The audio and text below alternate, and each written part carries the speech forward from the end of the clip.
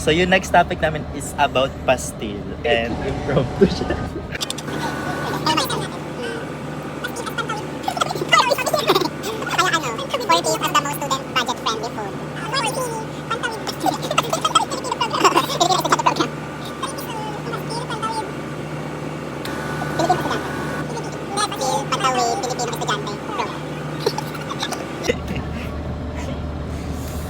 So pag-usapan, sino magi-start? Ikaw. Sige. So yung pastil kasi, no, since mga PL mayor tayo and yung mga taga-intra, no, makakita ka ng dalawa dong pastila, mayroong pastilan sa tabi tsaka pastilan sa tondo. No, so parang dun pa lang may isip mo na na yung mga taong taga-tondo, no, dinala nila yung pastilan sa intra kasi alam nila madaming taga-tondo na nag-aaral sa intra. So doon pa lang masabi na ay hindi lang sila basta kumita, kumbaga ina-aid din nila yung financial problems ng mga taga-tondo. As tondo is one of the most di ba, na-expose sa poverty. Yes. So ayun yung take ko doon. Vulnerable sectors. So kayo, Yung intention nila na magbigyan ng murang pagkain yung mga taga-tondo, nadadamay din yung mga nasa area, di ba? Natutulungan din sila. Kaya sobrang saludo tayo sa pastil. Support Totoo. pastil. Saka yung mga pastilan, sila yung nakakita ng paghihirap ng mga estudyante, lahat-lahat. Parang naging witness sila kung paano naging successful yung isang tao dahil sa kanila nakatulong yun para makakain yung mga estudyante, makapagtipid, diba, ganun. Kaya sobrang ganda ng ng pastil. oo. Tsaka napansin ko din, no, yung pastil kasi iba't ibang luto siya. Yes. Like, if bibili ka ng pastil dito, tsaka iba yung pastil sa Quiapo, no? So, parang doon din, parang hinahalit din doon yung pagiging, natin pagiging Filipino natin na mahilig magluto. Tsaka pinapakita din niya yung iba't ibang tradition, iba't ibang way ng pagluluto natin, no? Kasi kung natatandaan nyo, di ba, nung unang panahon, parang binabash ng mga Espanyol yung mga Pilipino kasi kumakain doon tayo ng panis, no? Di nila alam buro yun, no? Parang sinasabi dito na magkakaiba tayo ng way ng pagluluto or paghahain ng pagkain. No? So, hindi niya lang ini-aid yung financial problems or crisis. Pinopromote niya pa yung tradition na meron tayo sa Totoo. mga kanya-kanya nating lugar. Kasi Dahil sa multicultural pastil. tayo. Tama. Tsaka kung ikukumpara natin yung presyo ng pastil sa presyo ng mga pagkain sa loob ng school or kaya yung mga nandun lang sa labas na street food, magkano lang pastil? 20 isa. Tapos ang isang meal sa loob ng canteen, nag-range from 60 to 70. 72. O magkano yung matitipid mo doon? 50 pesos everyday dahil sa pastil. Totoo. Tsaka din, no? Yung pastilan sa tabi kasi, meron sila extra 1 peso dun sa nila, sa pastil nila. So, yung 1 peso na yun is tinutulong nila yun sa community, no? So, kumbaga, hindi lang sila nagpapababa ng presyo, no? Tumutulong din sila sa community, no? Nag-give back sila sa Oo. community. Nandun yung Sobrang essence saya. ng pagiging social worker. Oo. Yes. Siguro social worker na yun. Doon nila na may maintain yung balance, no? With the business and their hearts. Sobrang galing talaga Nasa ng mga puso Pilipino. talaga yung pag. Oo. Tsaka, makikita natin yung religious aspect. Kasi di ba yung nag-originate yung pastil sa mga Muslim. Wait lang. Natawa ko sa search mo. Nag-research kasi yan.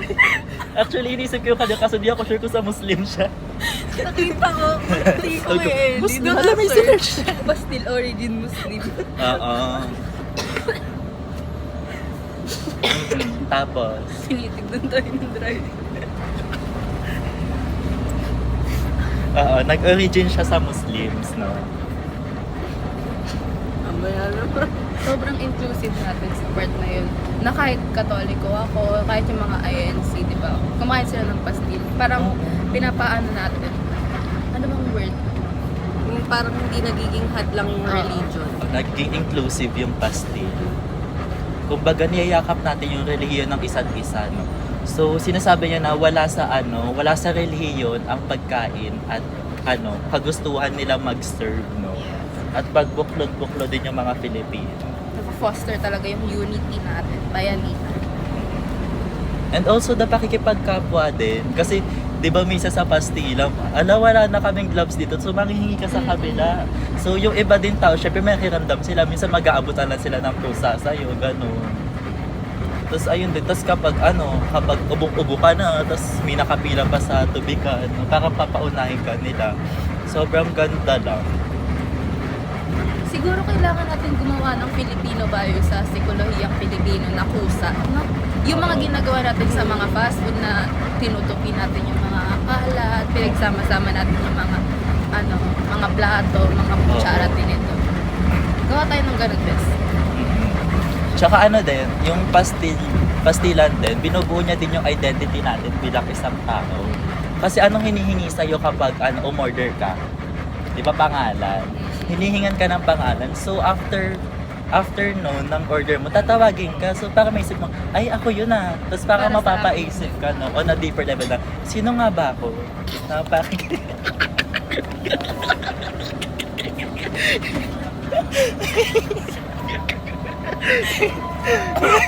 Sino nga ba ako? Dahil sa pastil, napatanong na kung sino ka. So ayun, napapromote niya yung paghubog ng identity mo kasi tinatawag yung pangalan mo. So ayun siya for me. Tsaka na-strengthen niya yung relationship ng magkakaibigan. Kasi pag kumakain kayo doon, di ba, sama-sama kayo. Tama. Tsaka yung yung mga ugali nating Filipino, yung budal fight, di ba nagkakamay tayo, di ba? Sa Yes. pastilan, lagi tayo naka-gloves, di ba? Kasi baka madumen yung kami kasi baka magsiapa tayo po. So ayun, ang daming natulong ng pastil, no, bilang isang Filipino. And feel ko mas madami siyang naambag talaga kumpara sa iba, no? Mas marami siyang naambag kaysa kay BBM. Oo, ganun. Mayroon silang for financial, multicultural, religious. Tapos yung sa kultura din natin bilang Filipino kasama na doon. Tapos yung self, yung pagtingin mo sa sarili mo. Feel ko dapat sinasama yung pastil sa understanding kasi. Yeah. Feel ko kasama yan. Pati sa ethics, no? Sobrang lawak ng pastil, guys. Aralin niyo. Oo. Yung pastil hindi lang siya pagkain na kinakain mo. Kumbaga, yung pastil kasi, di ba, hibla-hibla siya. So, parang ganun siya eh. Parang hinihimay-himay natin Oo. yung Kailangan pagkakain himay-himayin mo yung kung ano bang meron sa pastil. Yung mga knowledge behind it and yung mga concepts. Sobrang cultural talaga ng pastil. Tapos yung the fact na ginagamit natin yung yung dahon ng salt para balutin yung pastil. Yes! Sobrang Very cultural niya Filipino. talaga. Oo, very Filipino. Yung dahon din ng saging na ginagamit din siya minsan sa pamihilot, gano'n.